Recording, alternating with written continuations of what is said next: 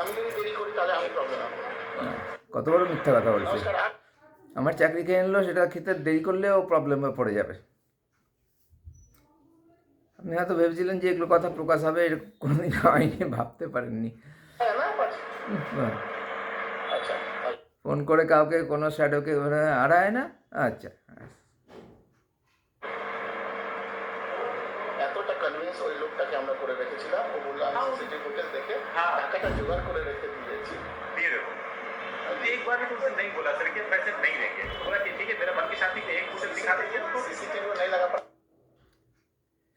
आप नहीं आज अभी इस समय नहीं देंगे বিশাল ঘড়ি ঘুরে ঘুরে नहीं देंगे একবারও বলেনি, ডিনাই করেনি, ডিনাই नहीं देंगे এটা কোনো প্রমিস না।